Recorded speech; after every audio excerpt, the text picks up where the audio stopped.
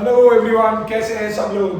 तो आज हम फिर लौट चुके हैं फिजिक्स के एक नए चैप्टर के साथ। एग्जाम्स में बाकी रह गए सिर्फ 3 दिन। आने वाले मंडे को आपकी फिजिक्स की एग्जाम है।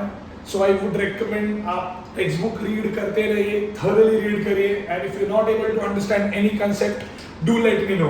सो today we gonna start with current electricity. बहुत ही बड़ा चैप्टर है करंट इलेक्ट्रिसिटी। बहुत सारे न्यूमेरिकल्स हैं, बहुत सारे कंसेप्ट हैं, ठीक है। So let's start with current electricity without wasting any time. और हम हर एक टॉपिक को टच करेंगे और हम विल मेक श्योर कि हम लोग एवरी टॉपिक डिस्कस कर रहे हैं विद प्रॉपर अंडरस्टैंडिंग। कोई भी टॉपिक छूटना नहीं चाहिए। So let's start with current electricity. So before that हम लोग चार्ज के बारे में बात करते हैं। एग्जैक्टली चार्ज होता क्या है। बार बार हम आने वाले करंट जब हम करंट के बारे में बात करेंगे तभी भी हम वहां पे चार्ज के बारे में बात करने वाले हैं। But what exactly the charge is. Charge हमने लोअर ग्रेड्स में सीखा है। लोगों को पता है कि चार्ज 2 टाइप के होते हैं। एक होता है पॉजिटिव चार्ज, एक होता है नेगेटिव चार्ज, ठीक है। और लाइक चार्जेस रेपेल करते हैं, अनलाइक चार्जेस अट्रैक्ट करते हैं। पर एग्जैक्टली चार्ज होता क्या है भाई। चार्ज एक मैटर की प्रॉपर्टी है। जिस तरह मैटर स्पेस ऑक्यूपाई करता है तो वो स्पेस उस मैटर की प्रॉपर्टी है। जिस तरह मैटर का मास होता है वो मास उस मैटर की प्रॉपर्टी है। एग्जैक्टली चार्ज भी एक मैटर की प्रॉपर्टी है जो हमको बताता है कि कौन सा मैटर एक दूसरे को अट्रैक्ट करने वाला है, कौन सा मैटर एक दूसरे को रेपेल करने वाला है। So it is a property of matter which tells us that which matter is going to attract each other or which matter is going to repel each other. Charge जो होता है it is represented by capital Q. उसका जो SI unit होता है that is coulomb. हम उसको coulomb में मेजर करते हैं which is represented as C. कभी भी किसी भी बॉडी के ऊपर अगर मुझे टोटल चार्ज कैलकुलेट करना है सो that is given by the formula N into E where this N stands for number of electrons, and E stands for charge on one electron. E का मतलब होता है charge on 1 electron. Now normally एक electron के ऊपर कितना charge होता है। सो that is -1.6 into 10 to the power -19 coulomb का। सो एक इलेक्ट्रॉन के ऊपर कोई पूछेगा कि भाई कितना चार्ज होता है तो हम क्या बोलेंगे उसको कि भाई -1.6 into 10 to the power -19 coulomb का चार्ज होता है। Now, for an example, let's discuss an example. एक बॉडी के पास 5 इलेक्ट्रॉन्स हैं, तो वो पूछेंगे भाई कि उस बॉडी के ऊपर टोटल चार्ज कितना है। Now, since total charge is given by the formula Ne, तो यहाँ पे मेरे नंबर ऑफ इलेक्ट्रॉन्स है 5। चार्ज ऑफ इलेक्ट्रॉन मुझे पता है that -1.6 into 10 to the power -19, and if you multiply that is -8 into 10 to the power -19 coulomb. and numerical purpose के लिए हम माइनस साइन नहीं लिखते। so 8 into 10 raised to -19 coulomb. तो if any body has 5 electrons in it तो उसके ऊपर total charge इतना होगा। डू यू नो गाइस कि जब एक कूलम का चार्ज चलता है तो वो उसके साथ 6.25 into 10 to the power 18 electrons लेके चलता है।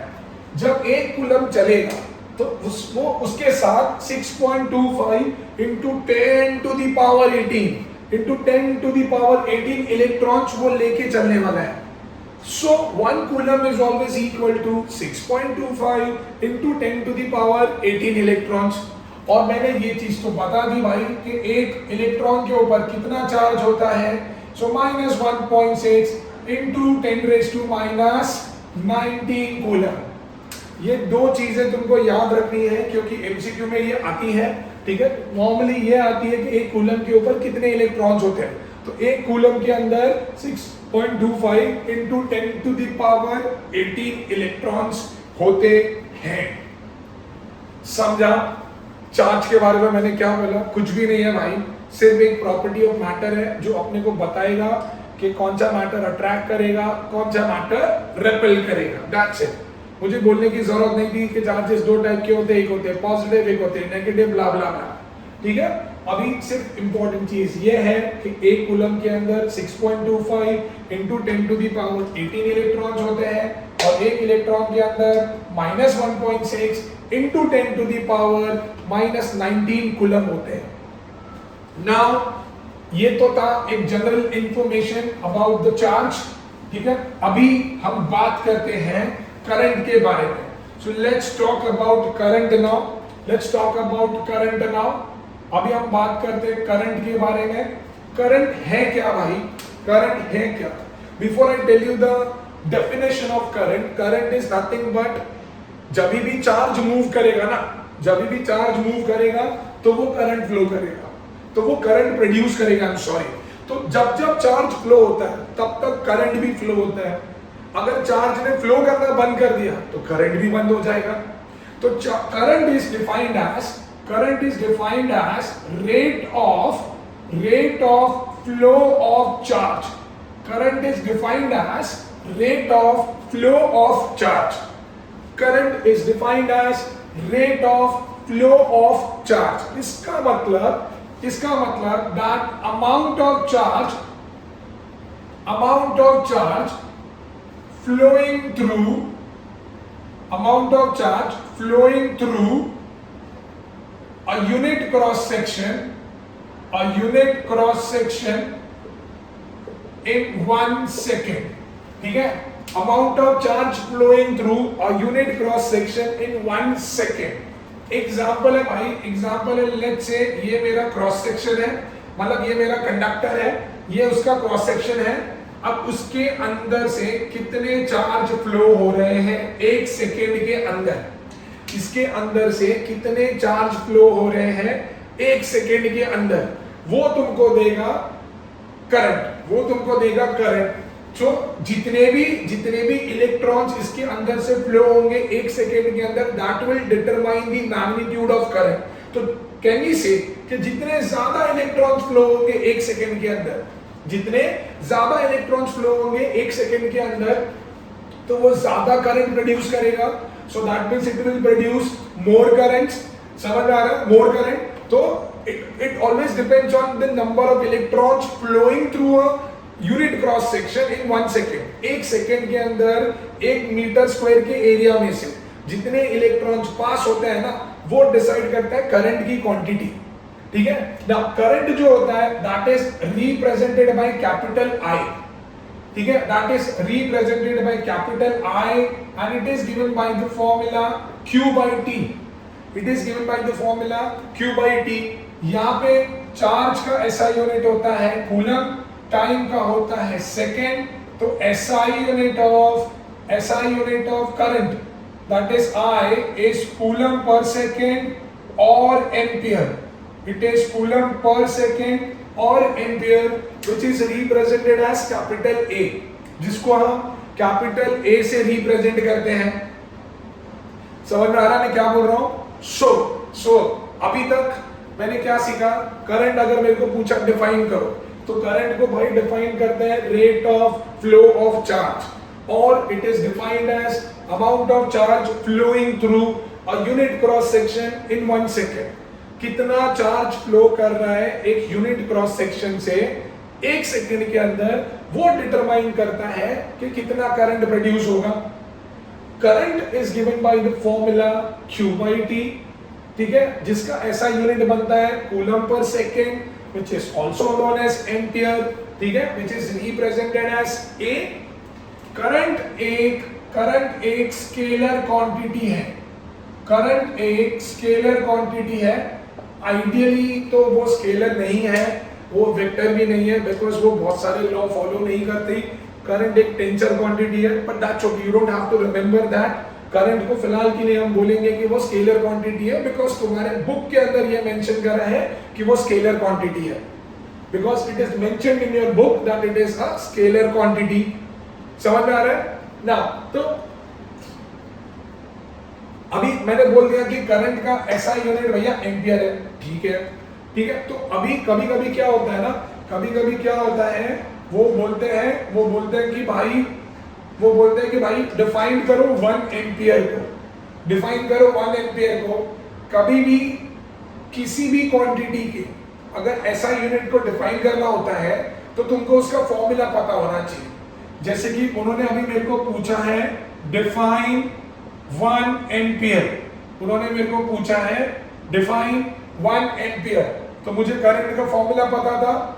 अब हर जगह पे मैं 1 रख दूंगा, अब हर जगह पे मैं 1 रख दूंगा, फिर उसका यूनिट भी लिख दूंगा, करंट का एम्पियर, ये कूलम और ये सेकेंड, लिख दिया। अब मैं डिफाइन कैसे करूंगा? मैं बोलूंगा when 1 coulomb of charge flows through a unit cross section, flows through a unit cross section in 1 second. When 1 coulomb of charge flows through a unit cross section in 1 second, at that time current produced is equal to 1 ampere. At that time current produced is equal to 1 ampere. ठीक है, तो कुछ भी नहीं है भाई, उसने मेरे को 1 एम्पियर पूछा, मैंने करंट का फॉर्मूला लिखा, हर जगह पे 1 लिखा, फिर मैंने उनका यूनिट लिखा। So when 1 coulomb of charge is flowing through a unit cross section in how much time? In 1 second. So at that time current produced is equal to 1 ampere. At that time current produced is equal to 1 ampere. समझ में आ रहा है?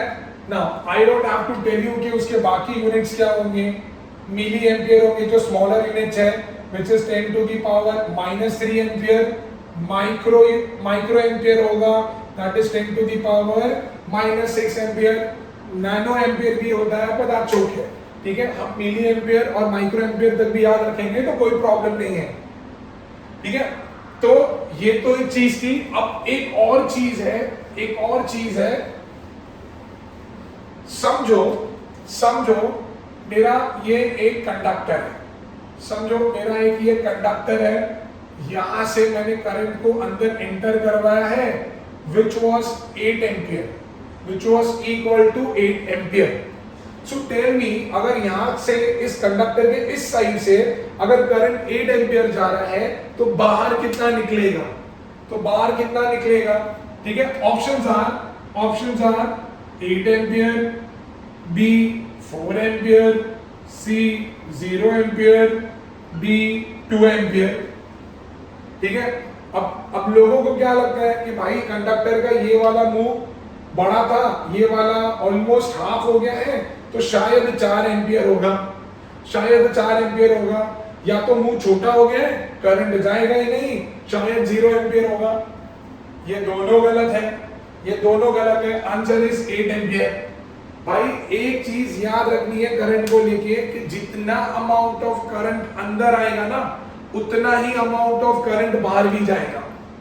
जितना amount of current conductor के अंदर आएगा, उतना ही अमाउंट ऑफ करंट बाहर भी जाएगा।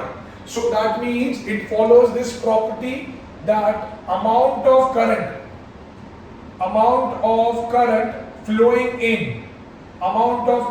flowing in is always equal to amount of current flowing out, ठीक है। जितना करंट अंदर फ्लो करेगा ना, उतना ही करंट बाहर भी निकलेगा। मतलब जितना करंट अंदर आएगा, उतना ही करंट बाहर भी जाएगा, irrespective of size of the conductor। अगर यहां से 8 एम्पियर आया है तो बाहर भी 8 एम्पियर ही निकलेगा, चाहे कुछ हो जाए। समझ में आ रहा है क्या बोल रहा हूं, है ना? जैसे कि एक और एग्जांपल है, लेट्स से ये मेरे करंट के आने के रास्ते हैं, यहां से 2 एम्पियर आया, यहां से 2 एम्पियर आया, यहां से 1 एम्पियर आया, तो बाहर कितना निकलेगा, बाहर कितना निकलेगा, use the same logic, use the same logic. The logic states कि जितना करंट अंदर आ रहा है उतना ही करंट बाहर जाना चाहिए।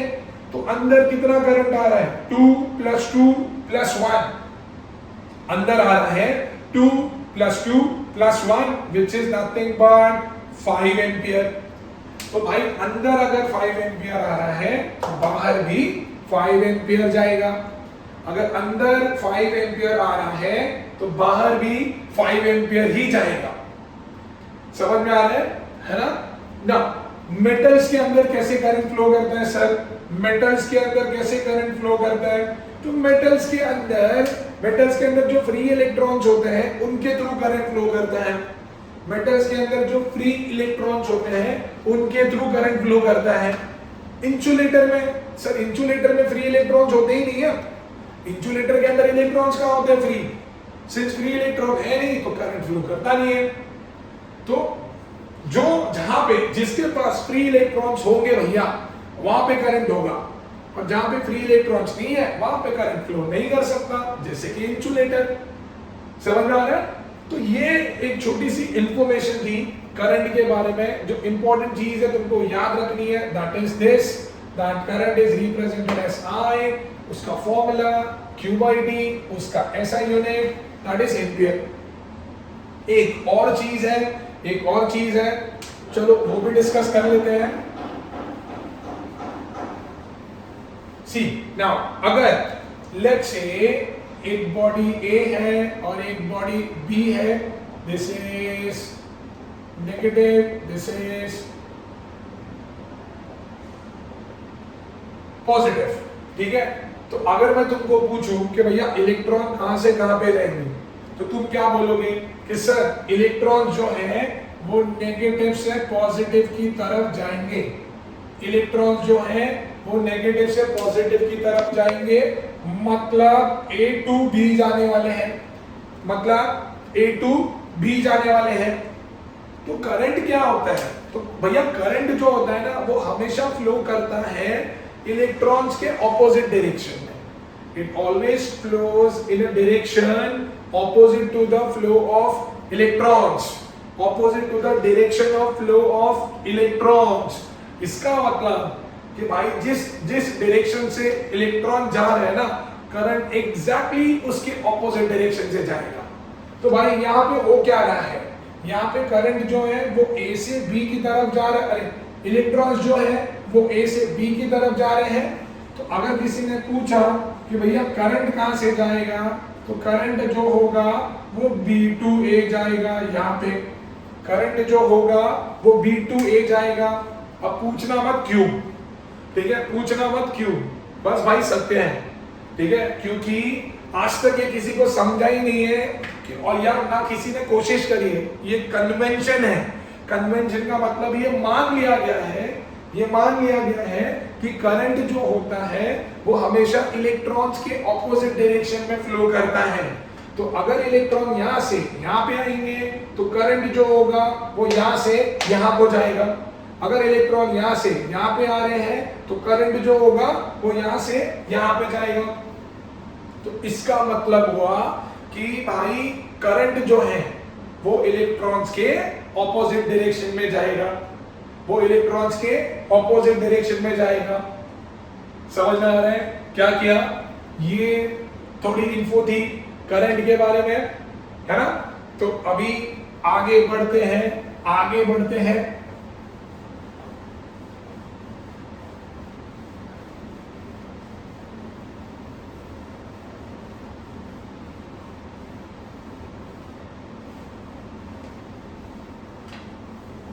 ना आगे है पोटेंशियल।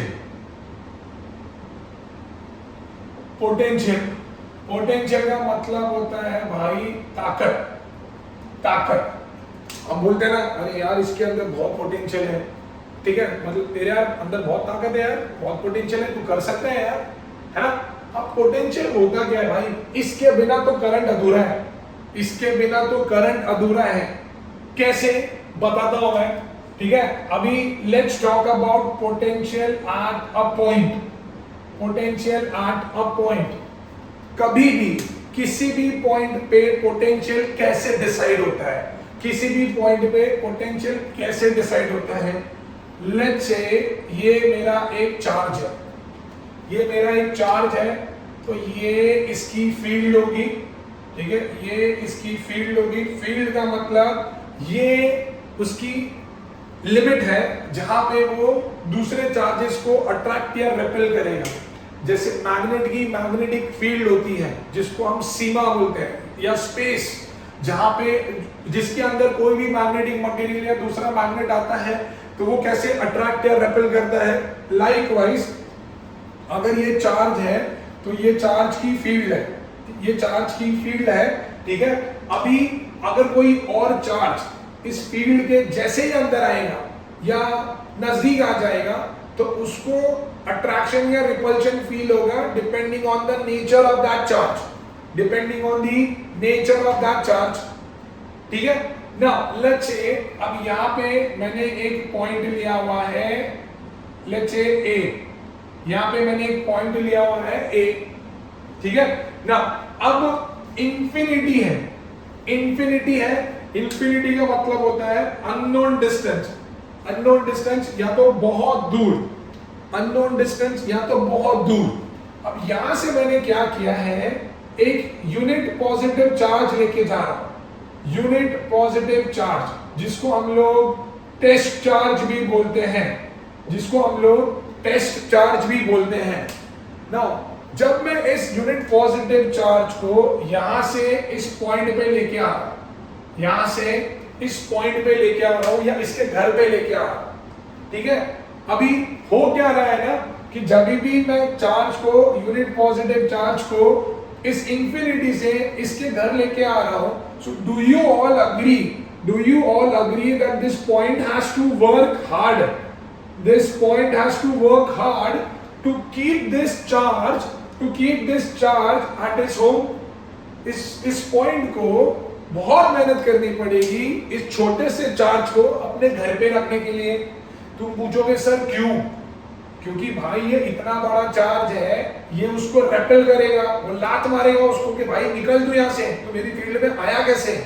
तो इसको बहुत मेहनत करनी पड़ेगी पकड़ के रखने के लिए कि भाई पहुंच जा।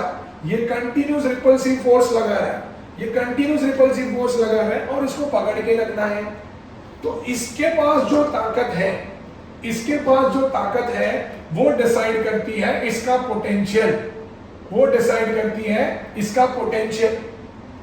जितनी ताकत होगी, जितनी ताकत होगी उतनी देर तक वो चार्ज को होल्ड करके रखेगा, ठीक है। तो वो डिसाइड करेगी उसका पोटेंशियल।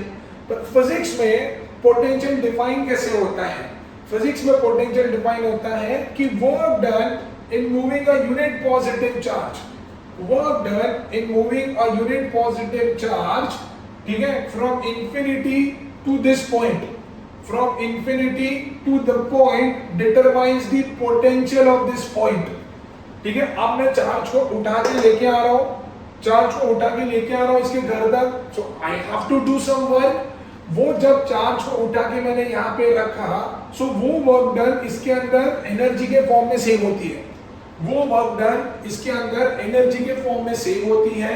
और उसी एनर्जी से ये जो पॉइंट है वो इस चार्ज को अपने घर पे संभाल के रखता है। इसी एनर्जी से, इसी एनर्जी से ये जो पॉइंट है वो उस चार्ज को अपने घर पे संभाल के रखेगा। तो अगर वो चार्ज बड़ा होता, अगर वो चार्ज बड़ा होता तो डू यू अग्री कि भाई मुझे ज्यादा वर्क करना पड़ता उसको वहां से यहां तक लेके आने के लिए। अगर मैं ज्यादा वर्क करता तो इसके पास ज्यादा एनर्जी होती, क्योंकि मैं जितना काम कर रहा हूं वही तो वर्क डन इस पॉइंट के अंदर एनर्जी के फॉर्म में सेव हो रही है, वही तो वर्क डन इस पॉइंट के अंदर एनर्जी के फॉर्म में सेव हो रही है। समझ में आ रहा है? सो वही एनर्जी से, वही एनर्जी से ये जो पॉइंट है, ये जो पॉइंट है इस चार्ज को अपने घर पे बनाए रखा है। एनर्जी खत्म तो चार्ज वापस निकल लेगा, एनर्जी खत्म तो चार्ज वापस निकल लेगा। So potential at a point is nothing but work done, work done in moving, work done in moving a unit unit positive charge from where बच्चा लोग, from infinity to the point, from infinity to the point, ठीक है. It is defined as potential at the point is defined as work done in moving a unit positive charge from infinity to the point. वो determine करता है उस point का potential. समझ में आ रहा है? पक्का है ना? सो इस तरीके से हम potential at the point decide करते हैं. Potential is represented by capital V. Potential is represented by capital V and it is given by the formula work done in moving a unit positive charge. Work done in moving a charge. तो it is W by Q. ठीक है. अब work का ऐसा unit होता है joules, charge का होता है कूलम. तो इसका जो SI यूनिट बनता है that is joules per coulomb और it is also known as volt. तो पोटेंशियल के भाई दो यूनिट है, या तो जूल्स पर कूलम होगा या तो वोल्ट होगा, या तो जूल्स पर कूलम होगा या तो वोल्ट होगा. समझ में आ रहा है? So this is how we determine potential at a point. Now let's see how do we find potential difference between 2 points.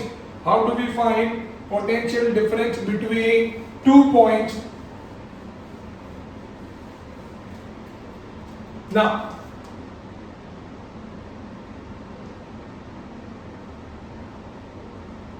Potential difference जिसको मैं PD से भी रिप्रेजेंट करता हूं, डेल्टा V से भी रिप्रेजेंट करता हूं, या तो सिर्फ V से रिप्रेजेंट करते हैं. अगेन सेम चार्ज, ठीक है. ये उसकी फील्ड है. पॉइंट एक है यहां पे और एक पॉइंट है यहां पे. ये इसका घर है भाई और ये इसका घर है. ठीक है. नाउ अगेन मैं इंफिनिटी बना रहा हूं, उस पे एक टेस्ट चार्ज ले रहा हूं. ना अभी ये टेस्ट चार्ज उठा के मैंने पॉइंट ए के पास लाया और इसी टेस्ट चार्ज को उठा के मैंने पॉइंट बी के पास लाया. Can you guys think and tell me किस पॉइंट को ज्यादा मेहनत करनी पड़ेगी इस चार्ज को अपने घर पे रखने के लिए? किस चार्ज को ज्यादा मेहनत करनी पड़ेगी, किस पॉइंट को ज्यादा मेहनत करनी पड़ेगी उस चार्ज को अपने घर पे बनाए रखने के लिए? सोचो, किस पॉइंट को ज्यादा मेहनत करनी पड़ेगी उस चार्ज को अपने घर पे रखने के लिए? आई गेस बहुत सारे लोगों को क्लिक हो गया रहेगा कि ए को ज्यादा मेहनत करनी पड़ेगी. क्यों करनी पड़ेगी? क्योंकि ए जो है वो इस चार्ज के काफी क्लोज है. ए जो है वो इस चार्ज के ज्यादा क्लोज है, तो इसके ऊपर जो फोर्स लगेगा, जो भी रिपल्सिव फोर्स लगेगा वो इसके ऊपर ज्यादा होगा. बी थोड़ा दूर है एज कंपेयर टू ए, वो थोड़ा दूर है, तो उस पे थोड़ा सा कम फोर्स लगेगा. तो इसके ऊपर जो पोटेंशियल बना वो होगा VA. इसके ऊपर जो पोटेंशियल बना वो होगा VB. इसके ऊपर जो पोटेंशियल बना वो होगा VA. इसके ऊपर जो पोटेंशियल बना वो होगा VB. ठीक है. तो अगर मेरे को पोटेंशियल डिफरेंस निकालना है ये दोनों के बीच में, सो that is always VA minus VB. अगर ये दोनों के बीच का अगर मुझे पोटेंशियल डिफरेंस निकालना है, सो that is always VA minus VB. ठीक है. सो पोटेंशियल डिफरेंस होता क्या है? तुम्हारी टेक्स्ट बुक में ऐसा लिखा हुआ है कि work done in moving a test charge from one point to another point determines the potential difference between the 2 points. Work done in moving a unit positive charge from one point to another point determines the potential difference between the 2 points. पर वो exactly determine कैसे होता है, जैसे मैंने बताया infinity पे charge रखो, इंफिनिटी से उस पर्टिकुलर पॉइंट पे लेके जाओ, जिसका ज्यादा potential that point is considered as at higher potential, वो पॉइंट कंसीडर होगा कि वो हायर पोटेंशियल पे है। जिसका कम पोटेंशियल, वो पॉइंट कंसीडर होता है कि वो लोअर पोटेंशियल पे है, वो पॉइंट कंसीडर होता है कि वो लोअर पोटेंशियल के ऊपर है। और एक मजे की बात ये है ना कि जब तक ये पोटेंशियल डिफरेंस रहेगा तब तक ही करंट फ्लो होगा। वंस ये डिफरेंस खत्म हो गया या जीरो हो गया, करंट विल नॉट फ्लो। तो करंट फ्लो करने का जो सबसे मेन कारण है वो है पोटेंशियल डिफरेंस, ठीक है। पोटेंशियल डिफरेंस की वजह से ही करंट फ्लो होता है। अगर पोटेंशियल डिफरेंस नहीं है तो करंट फ्लो नहीं होगा। तुम्हारे सेल के अंदर, तुम्हारे रिमोट के अंदर जो सेल होते हैं, ठीक है, तुम्हारे मोबाइल की जो बैटरी होती है, वो उसके अंदर एक पोटेंशियल डिफरेंस होता है। उसके अंदर मतलब वो जो इलेक्ट्रोकेमिकल सेल होता है, जैसे तुमने केमिस्ट्री में पढ़ा होगा, उसके अंदर जो इलेक्ट्रोड्स होते हैं तो उनके बीच में डिफरेंस होता है, पोटेंशियल डिफरेंस होता है, जिसकी वजह से करंट फ्लो होता है, ठीक है। तो करंट तब तक ही फ्लो होता है जब तक पोटेंशियल डिफरेंस बना हुआ है, ठीक है। और पोटेंशियल डिफरेंस को मैंने बोल दिया कि same potential at a point and potential difference का फॉर्मूला भी सेम ही है। तुम खाली V से रिप्रेजेंट करो, फर्क नहीं पड़ता। So it is W/Q। Again उसका SI unit is joules per coulomb और वोल्ट मैंने बोल दिया है, which is represented as V। समझ में आ रहा है ना। तो ये एक छोटी सी इंफॉर्मेशन थी पोटेंशियल डिफरेंस के बारे में, ठीक है। This is how we determine potential difference. Infinity पे एक टेस्ट चार्ज रखो, वहां से एक पॉइंट पे लेके आओ, so that will tell you the potential at that point. फिर दूसरे पॉइंट पे लेके आओ तो वहां से मुझे दूसरे पॉइंट का पोटेंशियल पता चलेगा। दोनों को सबट्रैक्ट करो तो तुमको पोटेंशियल डिफरेंस मिलेगा, ठीक है। दोनों के लिए फॉर्मूला तो सेम ही है, इट इज W/Q, ठीक है ना। और मैंने ये भी बोल दिया V is equal to W/Q, ठीक है ना। आगे बढ़ते हैं। This was about potential difference.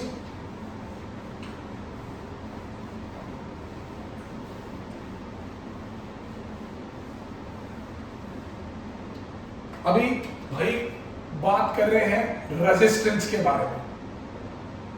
Resistance जिसको हम लोग R से डिनोट करते हैं।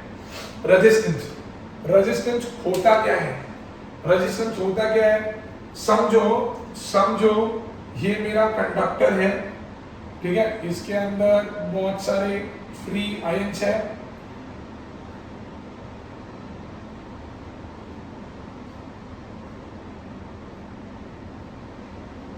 ठीक है। बहुत सारे मेरे फ्री आयंस है।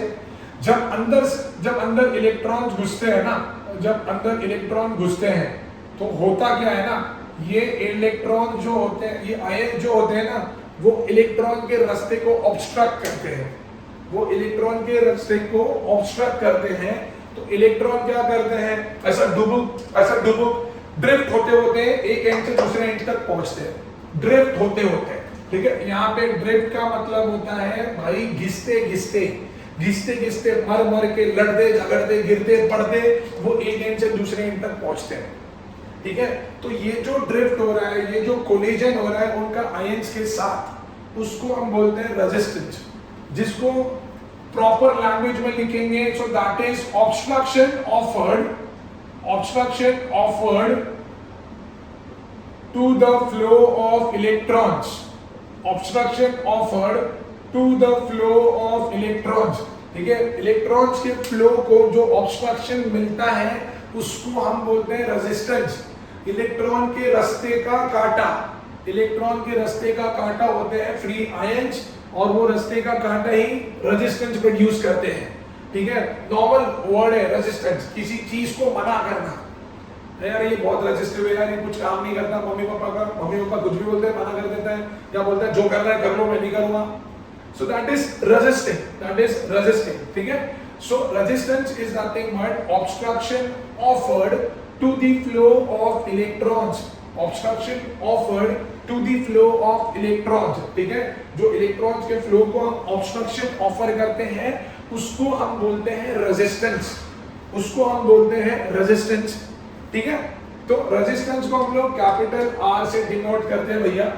रेजिस्टेंस को हम कैपिटल आर से डिनोट करते हैं, ठीक है. अभी होता क्या है, रेजिस्टेंस कुछ फैक्टर्स पे डिपेंड करता है. सबसे पहला फैक्टर होता है लेंथ ऑफ द कंडक्टर.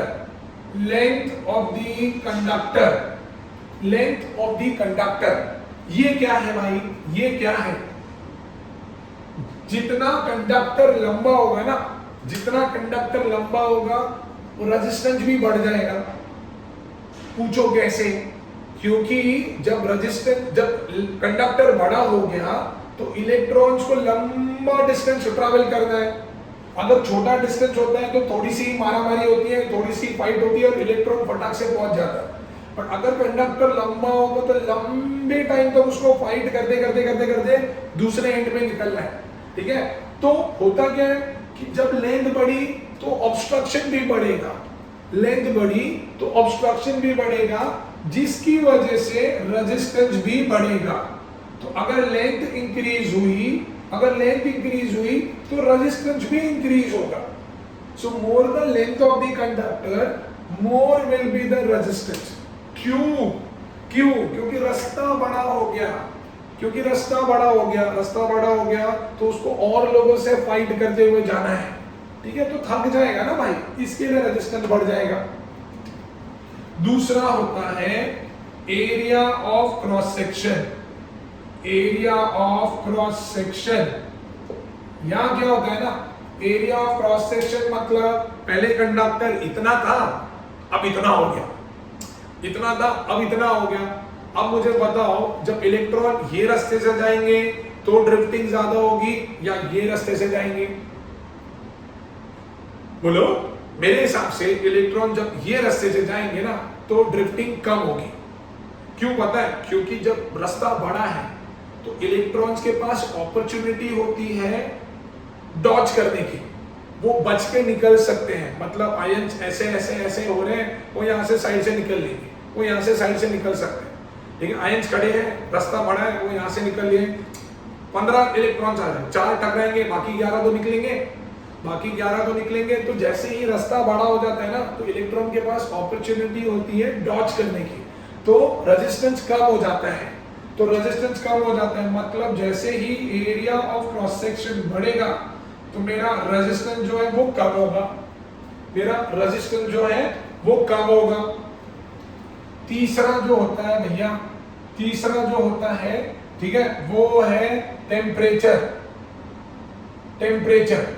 ठीक है, टेम्परेचर. अब टेम्परेचर, अभी किसी भी कंडक्टर का अगर टेम्परेचर बढ़ता है ना, किसी भी कंडक्टर का टेम्परेचर बढ़ेगा तो होगा क्या, उसके अंदर के जो आयंस है ना वो बावरे हो जाएंगे. वो ऐसा वाइब्रेट करते रहेंगे, ठीक है, वायलेंटली वाइब्रेट करेंगे. तो अभी इलेक्ट्रॉन्स कंफ्यूज हो जाएंगे कि भाई यहां से निकलूं क्या यहां से निकलूं, क्योंकि कॉन्स्टेंटली आयंस ऐसे हो रहे हैं. तो तुम बताओ रेजिस्टेंस बढ़ेगा या कम होगा? बढ़ेगा. क्यों? क्योंकि जब आयंस ऐसे वाइब्रेट हो रहे हैं, ठीक है, ऊपर नीचे या ऐसे वाइब्रेट हो रहे हैं, तो इलेक्ट्रॉन बेचारा जाए तो कहां से जाए? वो तो कहीं से भी जाए, खाई ही है, कहीं से भी जाए मौत होनी ही है, टकराना तो है ही उसको. तो होता क्या है कि जैसे ही टेम्परेचर बढ़ेगा रेजिस्टेंस कम हो जाएगा. जैसे ही टेम्परेचर बढ़ेगा रेजिस्टेंस बढ़ जाएगा, क्योंकि कोलिजन ज्यादा होगा. समझ में आ रहा है? तो ये 3 फैक्टर है रेजिस्टेंस का. चौथा एक फैक्टर है जो है मटेरियल का. मतलब भैया अलग अलग मटेरियल का अलग अलग रेजिस्टेंस होता है. Different materials offer different resistance. ठीक है, अगर तुम कॉपर ले लो, एल्यूमिनियम ले लो तो वो रेजिस्टेंस कम ऑफर करते हैं. ठीक है, अगर तुम टंगस्टन ले लो तो वो रेजिस्टेंस ज्यादा ऑफर करता है, ठीक है, तभी तो वो भाई जलेगा, तभी तो वो रेजिस्टेंस ज्यादा ऑफर करेगा, तो वो गर्म होगा और जलेगा और लाइट आएगी। बल्ब में वही तो यूज होता है, टंगस्टन का वायर, है ना। तो भाई ये 4 फैक्टर है, मटेरियल भी है ना। मैं इरेज नहीं कर रहा हूं क्योंकि एक छोटा सा टॉपिक है जिसको सिर्फ याद ही रखना है यार। Ohm's law, Ohm's law, Om Om Om Om Om Om. Ohm's law क्या बोलता है भाई? ओम्स लॉ बोलता है, देखो कोई भी लॉ होते हैं ना फिजिक्स के अंदर, वो सिर्फ और सिर्फ अजम्पशन पे रहते हैं। मैंने ये लास्ट लेक्चर में भी बोला था जब हम लास्ट वाला चैप्टर कर रहे थे कैलोरीमेट्री। कोई भी लॉ बन गया, समझ जाओ वो अजम्पशन पे ही बना है। अभी ओम्स लॉ क्या बोलता है भाई?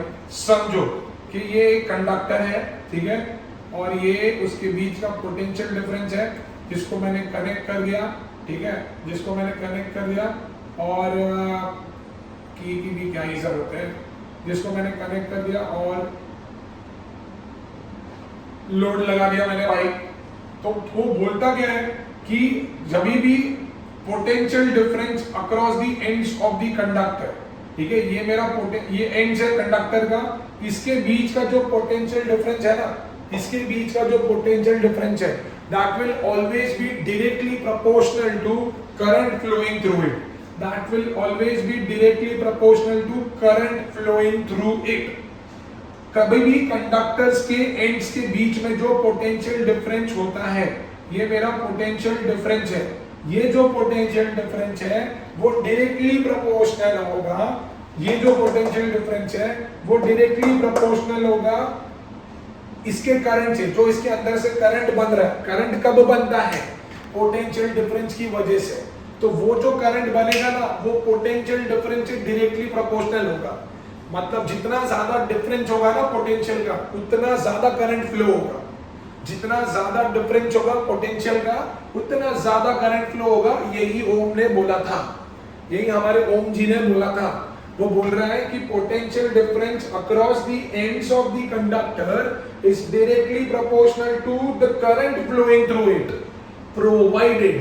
प्रोवाइडेड एक्सेप्शन आ गया भाई, provided that the temperature, pressure, ठीक है, रिमेन्स कांस्टेंट। जो भी एक्सटर्नल फैक्टर्स है जैसे कि टेम्परेचर, प्रेशर, वो सारे कांस्टेंट होने चाहिए, तभी ही ऐसा होगा। तभी ही ऐसा होगा कि भाई कभी भी कंडक्टर के एंड्स पे जो पोटेंशियल डिफरेंस है वो हमेशा उसके अंदर से जो करंट निकल रहा है ना, उससे डायरेक्टली प्रोपोर्शनल होगा। बहुत बार लोगों को लगता है कि डायरेक्टली प्रोपोर्शनल का मतलब इक्वल होता है, इक्वल नहीं होता।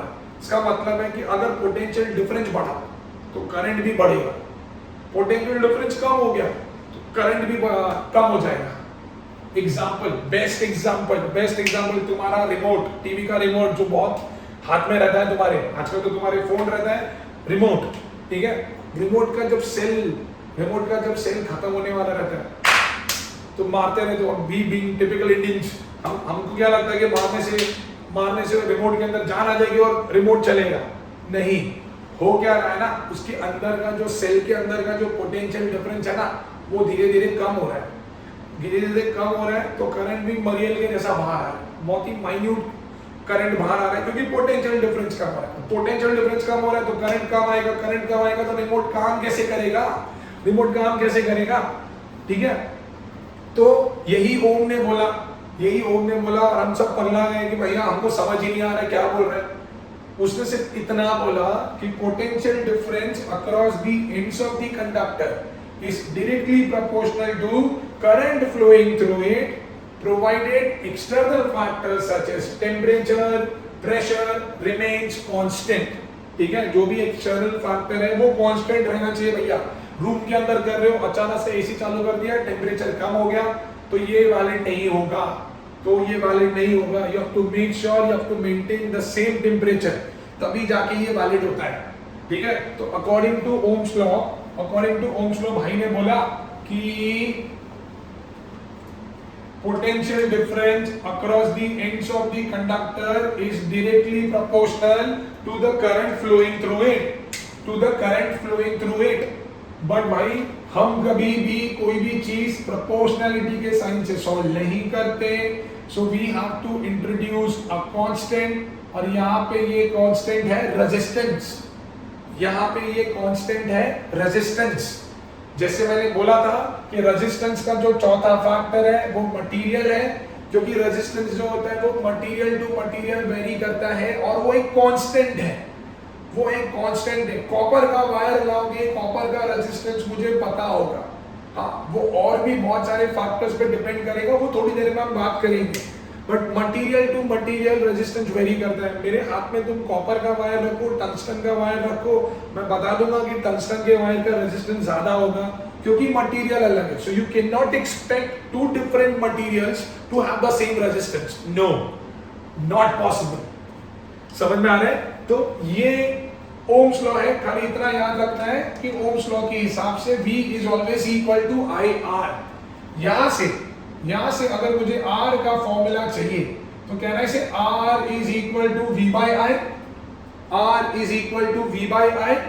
तो भाई V बाई आई, अगर मैं उसके SI यूनिट के बारे में बात करूं, अगर मैं उसके SI यूनिट के बारे में बात करूं तो पोटेंशियल डिफरेंस का होता है वोल्ट, करंट का होता है ampere, so that is volt पर एम्पियर, जिसका दूसरा यूनिट है ओम, ठीक है, जिसको हम कुछ इस तरीके से डिनोट करते हैं। भाई उसने लॉ दिया, कांस्टेंट उसने दिया, तो उसका तो हक बनता है ना कि यूनिट उसी के नाम पे होना चाहिए। तो जो रेजिस्टेंस का SI यूनिट होता है वो होता है ओम, वो होता है ओम। समझ में आ रहा है मैं क्या बोल रहा हूं? तो भाई ये है ओम।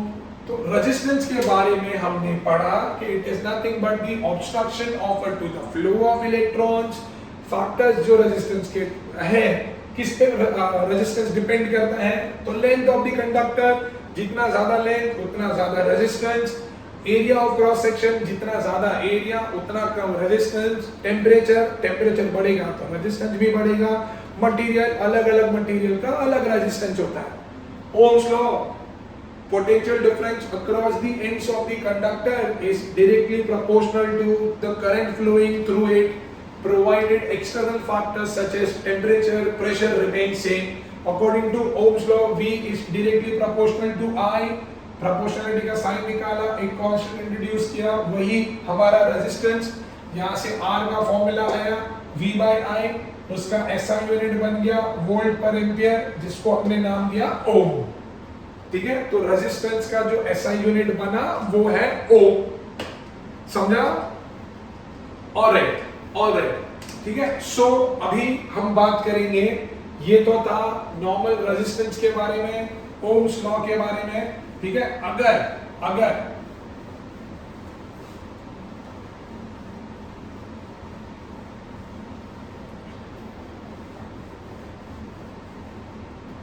हमने जब फैक्टर्स डिस्कस करें रेजिस्टेंस के, तो पहले मैंने बोला कि रेजिस्टेंस तब बढ़ेगा जब लेंथ ऑफ द कंडक्टर बढ़ेगा। तो कहना इसे resistance is directly proportional to L। फिर मैंने बोला कि जैसे ही एरिया ऑफ क्रॉस सेक्शन बढ़ेगा रेजिस्टेंस कम होगा। तो भैया ये तो इनवर्सली प्रोपोर्शनल हो गया है ना, जैसे ही एरिया बढ़ेगा रेजिस्टेंस कम होगा, तो इनवर्सली प्रोपोर्शनल हो गया। If I combine both of them, so can we write R is directly proportional to L by A, right? Now, again, we cannot solve this anything with the sign of proportionality. So R is equal to rho into L by A. This is nothing but rho. This sign is rho and it is known as resistivity. इसको हम बोलते हैं resistivity और specific resistance और specific resistance और specific resistance, resistivity और specific resistance. भाई ये एक प्रॉपर्टी है, रेजिस्टिविटी एक प्रॉपर्टी है। जैसे ये मार्कर है, ये मार्कर की प्रॉपर्टी होती है लिखना, writing, to write, write. Similarly resistance की प्रॉपर्टी होती है रेजिस्ट करना, रेजिस्टेंस की प्रॉपर्टी होती है रेजिस्ट करना, और उस रेजिस्ट करने को हम बोलते हैं रेजिस्टिविटी और स्पेसिफिक रेजिस्टेंस और स्पेसिफिक रेजिस्टेंस। ये सिर्फ और सिर्फ टेम्परेचर पे डिपेंड करती है भैया, मतलब टेम्परेचर बढ़ा तो स्पेसिफिक रेजिस्टेंस भी बढ़ेगा, टेम्परेचर बढ़ा तो स्पेसिफिक रेजिस्टेंस भी बढ़ेगा, समझा ना। जैसे कि मेटल्स का स्पेसिफिक रेजिस्टेंस जो होता है, ठीक है, क्योंकि उनके पास बहुत फ्री इलेक्ट्रॉन्स होते हैं, तो मेटल्स का जो स्पेसिफिक रेजिस्टेंस होता है वो लो होता है। इंसुलेटर का स्पेसिफिक रेजिस्टेंस जो होता है वो बहुत हाई होता है। सर क्या बकवास कर रहे हो, ये मेटल्स और इंसुलेटर तो सब कहां से आ गए? अरे भाई, रेजिस्टेंस का मतलब क्या होता है? करंट को रोकना, करंट को फ्लो करने नहीं देना, ठीक है। अगर रेजिस्टेंस ज्यादा है तो स्पेसिफिक रेजिस्टेंस भी ज्यादा होगा, क्योंकि वो तो प्रॉपर्टी है। जब मैं इंसुलेटर के बारे में बात करता हूं तो क्या करंट अंदर से फ्लो हो रहा है? नहीं हो रहा, नहीं हो रहा, तो मतलब कहना इसे उसका रेजिस्टेंस बहुत ज्यादा है। हाँ सर, तो अगर रेजिस्टेंस ज्यादा है तो रेजिस्टिविटी भी तो ज्यादा होगी, मतलब स्पेसिफिक रेजिस्टेंस भी तो ज्यादा होगा, होगा ना, है ना। Metals normally they are considered as good, some metals are considered as good conductor of electricity, मतलब उसका रेजिस्टेंस कम है, और अगर रेजिस्टेंस कम है तो मतलब उनका जो स्पेसिफिक रेजिस्टेंस है या रेजिस्टिविटी है वो भी तो कम होगी, वो भी तो कम होगी। समझ में आ रहा है क्या बोल रहा हूं मैं? ठीक है ना। अगर मैं यहां से रो का फॉर्मूला बनाता हूं तो होगा क्या? ये डिवाइड हो रहा है, इधर आ गया तो मल्टीप्लाई, लेंथ आया नीचे तो डिवाइड हो गया। Now how do we find the SI unit of resistivity?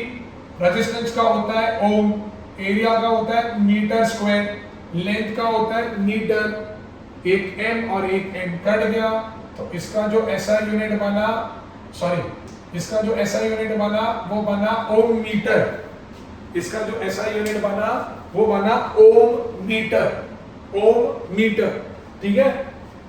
तो भाई ये थी मेरी रेजिस्टिविटी या स्पेसिफिक रेजिस्टेंस, जो मेटल की होती है कम, इंसुलेटर की होती है ज्यादा, और जो टेम्परेचर से चेंज होती है, जो सिर्फ और सिर्फ टेम्परेचर से चेंज होती है। समझ में आ रहा है मैं क्या बोल रहा हूं?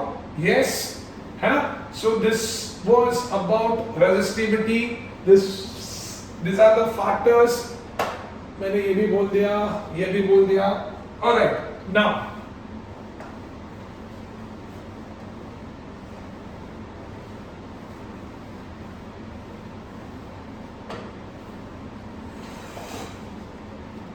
अब हम बात करते हैं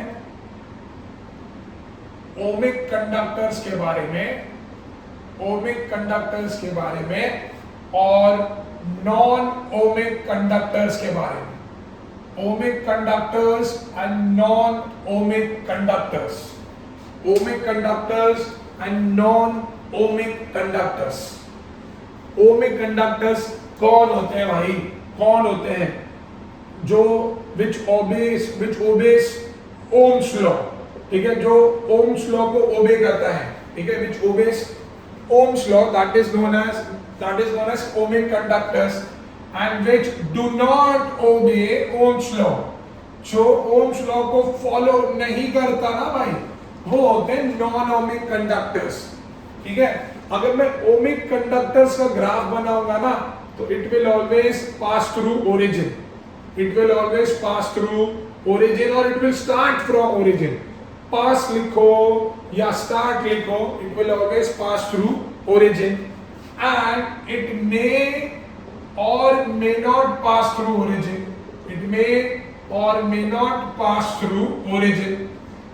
It may or it may not pass through origin. ठीक है, इसमें हमेशा हमको स्ट्रेट लाइन मिलती है, इसमें हमेशा हमको स्ट्रेट लाइन मिलती है, और इसके अंदर हमको कर्व्ड लाइन मिलती है, इसके अंदर हमको कर्व्ड लाइन मिलती है, ठीक है। So this are ohmic conductors and non ohmic conductors. भाई जो ओम्स लॉ को फॉलो करेगा वो ओमिक कंडक्टर होगा, जो फॉलो नहीं करेगा वो नॉन ओमिक कंडक्टर होगा। ओमिक कंडक्टर्स का ग्राफ जो होगा वो हमेशा ओरिजिन से पास होगा, ये भाई कंपलसरी है, रूल है, सोचना नहीं है, ज्यादा दिमाग लगाना नहीं है। नॉन ओमिक कंडक्टर्स मे और may not pass through the origin. Ohmic conductors का ग्राफ हमेशा स्ट्रेट लाइन होगा, नॉन ओमिक का जो होगा वो कर्व लाइन होता है, ठीक है, क्योंकि ओमिक कंडक्टर्स में ऐसा अज्यूम करा जाता है कि जिस प्रपोर्शन में पोटेंशियल डिफरेंस बढ़ेगा ना, उसी प्रपोर्शन में करंट भी बढ़ता है, उसी प्रपोर्शन में करंट भी बढ़ता है। समझ में आ रहा है ना? तो बस ये तो कुछ छोटा सा था ohmic conductors and non ohmic conductors जो पता होना चाहिए ना। Let's talk about VI graph ना। एग्जाम में बहुत आता है भाई VI graph. Let's talk about VI graph. मतलब यहां पे मैंने पोटेंशियल डिफरेंस प्लॉट करा, यहां पे मैंने करंट को प्लॉट करा, और भाई ये मेरा ग्राफ है। अगर कोई पूछेगा भाई ये कौन सा कंडक्टर है, ओमिक है या नॉन ओमिक है, तो बोलूंगा ओमिक है। सीधी लाइन है, ओरिजिन से पास हो रही है, खेल खत्म। सीधी लाइन है, ओरिजिन से पास हो रही है, खेल खत्म। तो ये एक ओमिक कंडक्टर का ग्राफ है, ठीक है। Why do we use VI graph? VI graph is used to find resistance, ठीक है। अब रेजिस्टेंस मिलेगा कैसे भाई? हमारे ओम भाई ने बोला था that V is equal to IR, तो R is equal to what? V by I। R is equal to what? V by I। तो इस ग्राफ का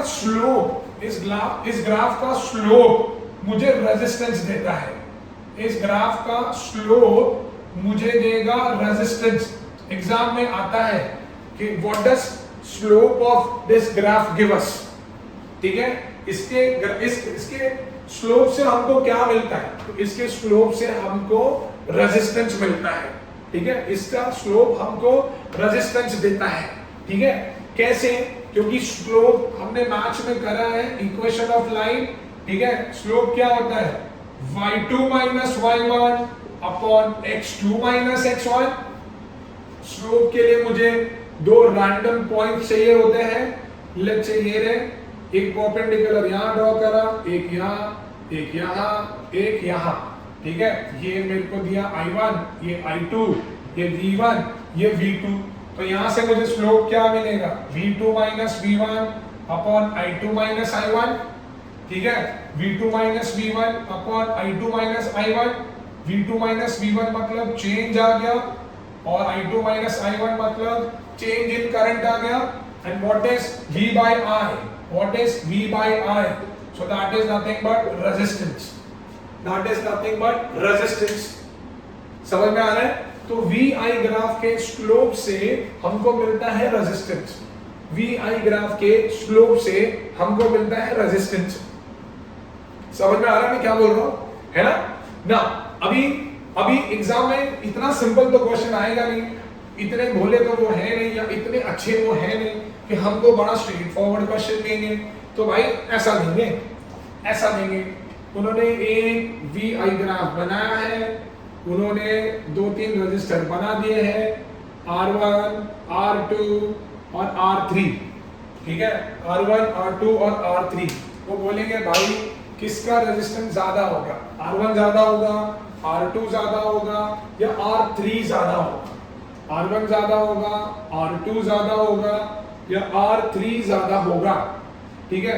एक शॉर्टकट बोलूं, जो रेजिस्टेंस या जो लाइन y एक्सिस के क्लोजर होगी, जो एक्सिस या जो लाइन y एक्सिस के क्लोजर होगी, वो या उसका रेजिस्टेंस ज्यादा होगा।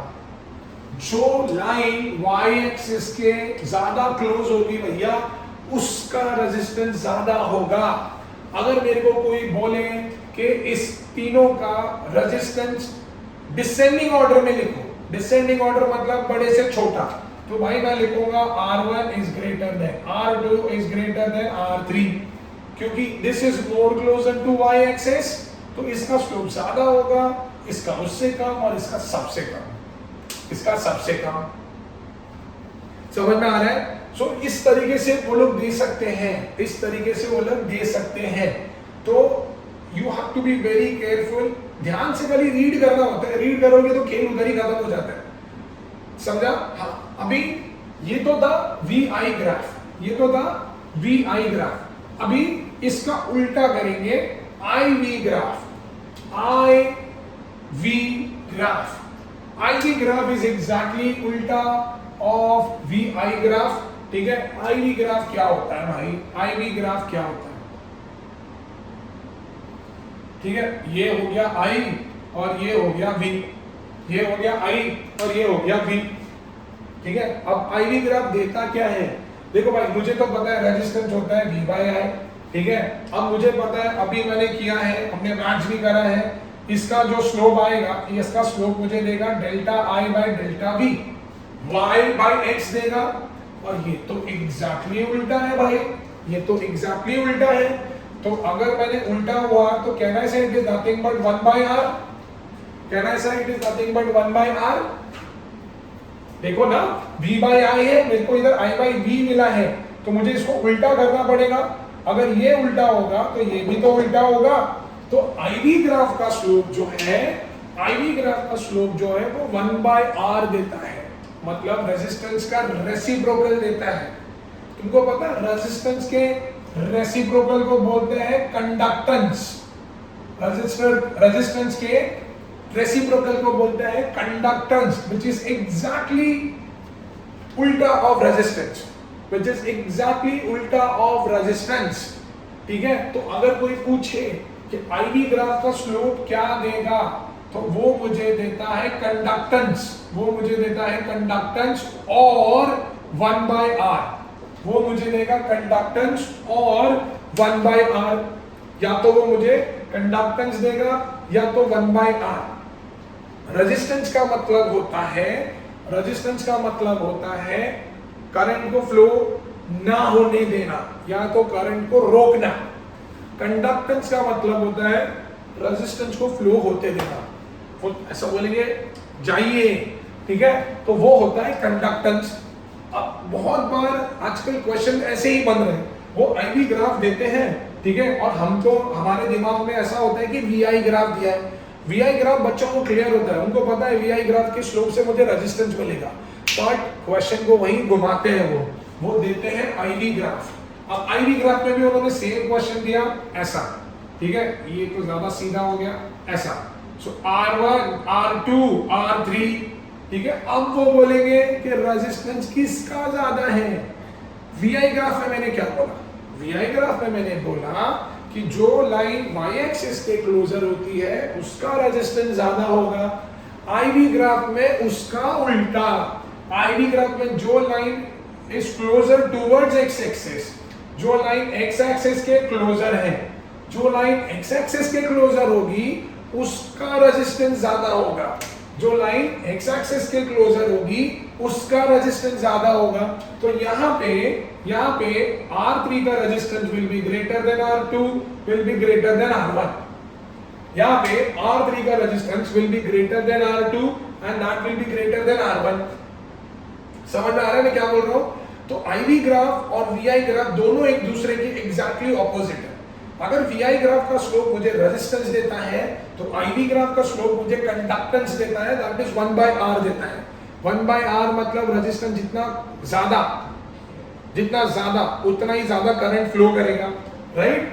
सो this is what R3 R2 and R1, this is the relation between R3 R।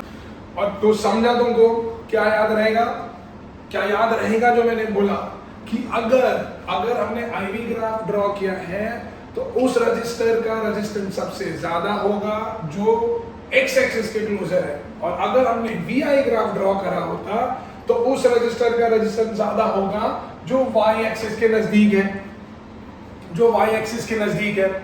समझ में आ रहा है ना।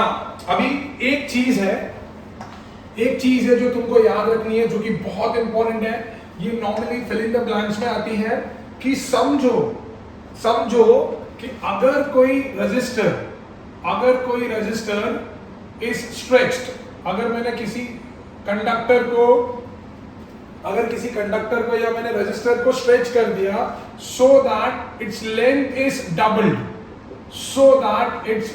इज डबल्ड, मैंने किसी कंडक्टर को इस तरीके से, रजिस्टर नहीं लिखते कंडक्टर ही लिखते हैं, अगर किसी कंडक्टर को मैंने स्ट्रेच किया इन सच ए वे कि उसकी लेंथ जो है वो डबल्ड हो जाती है। उसकी लेंथ क्या होगी?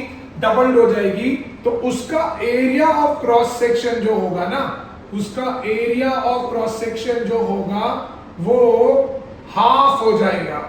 उसका एरिया ऑफ क्रॉस सेक्शन जो होगा वो हाफ हो जाएगा और उसका रेजिस्टेंस जो है वो 4 टाइम से बढ़ जाएगा और उसका रेजिस्टेंस जो है वो 4 टाइम से बढ़ जाएगा। हमेशा याद रखना, ये मैं न्यूमेरिकल्स में भी मैं बताऊंगा कि कैसे आता है, पर तुमको ये याद रखना पड़ेगा कि अगर किसी कंडक्टर को मैंने स्ट्रेच किया, स्ट्रेच इस तरीके से किया कि उसकी लेंथ डबल हो गई। अगर उसकी लेंथ डबल हो गई तो एरिया हो जाएगा हाफ और रेजिस्टेंस हो जाएगा 4 टाइम्स और रेजिस्टेंस हो जाएगा 4 टाइम्स। सिमिलरली अगर अब मेरी लेंथ जो है वो ट्रिपल हो गई, अगर मेरी लेंथ को स्ट्रेच करके ट्रिपल कर दिया तो एरिया ऑफ क्रॉस सेक्शन हो जाएगा 1/3 और रेजिस्टेंस बढ़ जाएगा 9 टाइम से और रेजिस्टेंस बढ़ जाएगा 9 टाइम से। You have to remember this. If a conductor is stretched in such a way that length gets doubled, then area of cross section will become half and resistance will increase by 4 times. And if it is stretched in such a way that length is becoming tripled और length जो है वो 3 times हो गई तो area of cross section 1/3 हो जाएगा और resistance जो है वो 9 times हो जाएगा। या तो अगर length is, अगर ऐसा लिखा है that length is doubled on itself, length is doubled on itself, अगर उसकी length जो है और the conductor is doubled on itself, conductor को स्ट्रेच किया in such a way कि it is doubled on itself, वो खुद का ही अभी 2 टाइम्स हो गया है, वो खुद का ही अभी 2 टाइम्स हो गया है, तो लेंथ जो होगी वो हाफ हो जाएगी, एरिया जो होगा वो 2 टाइम्स हो जाएगा और रेजिस्टेंस जो होगा वो 1/4 टाइम्स हो जाएगा। If it is doubled on itself, तो length will become half, area will become 2 times and resistance will be 1/4 times. So there is lot of difference between this and this. जब conductor को double करते हैं so that उसकी length double हो रही है और conductor is doubled on itself, इसका मतलब उसका एरिया 2 टाइम्स हो रहा है, लेंथ हाफ होगा और रेजिस्टेंस 1/4 टाइम्स होगा। अगर conductor is tripled on itself, अगर conductor is tripled on itself, ठीक है, तो मुझे बताना उसका रेजिस्टेंस कितना होगा, using this logic, if the conductor is tripled on itself, तो मुझे बताना उसका रेजिस्टेंस कितना होगा। समझ में आ रहा है ना? Now let's see कि what is the choice of wire, how a wire is chosen, ठीक है, and for what purpose, how a wire is chosen and for what purpose, ठीक है। हम वायर का सिलेक्शन कैसे करते हैं? पहला हमारे जो इलेक्ट्रिकल वायर्स होते हैं घर के अंदर, हमारे जो इलेक्ट्रिकल वायर्स होते हैं they are made up of copper और एल्यूमिनियम,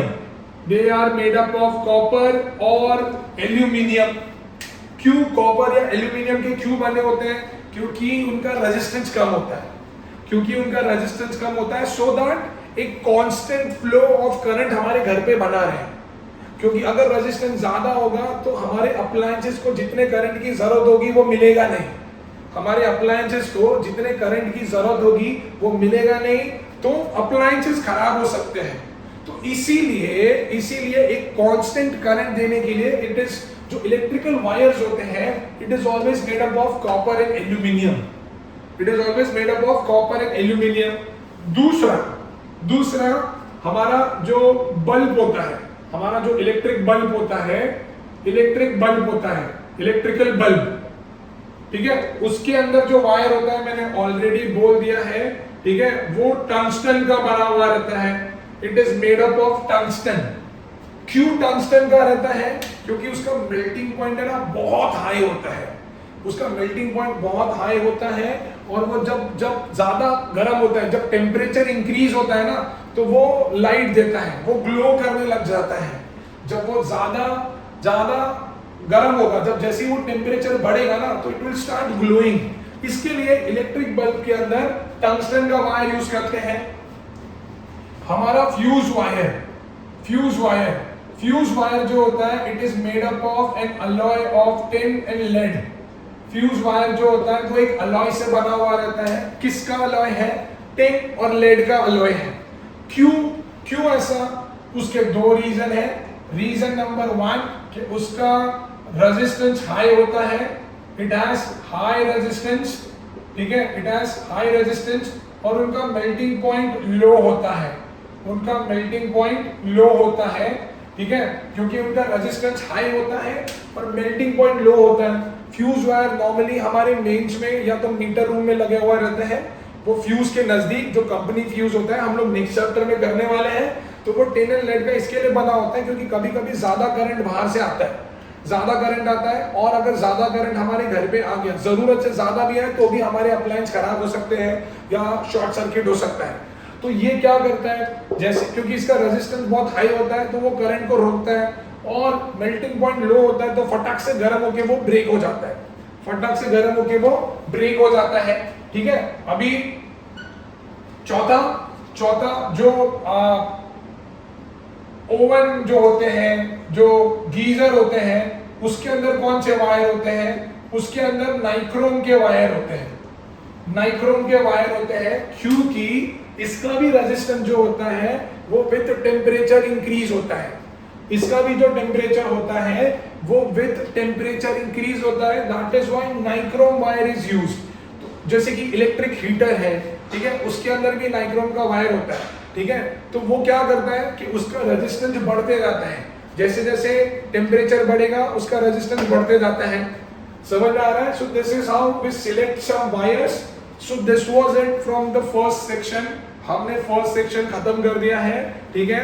आई होप आपको क्लियर है, और अगर कुछ नहीं समझा है then do let me know, ठीक है। हम फिर से एक लेक्चर रख सकते हैं या फिर से हम एक वीडियो बना सकते हैं, एक शॉर्ट वीडियो बना सकते हैं, और जैसे मैंने आपको बोला है आपको पढ़ते रहना है, ठीक है। So keep studying and if you have any problem I am always here. Thank you so much, bye bye.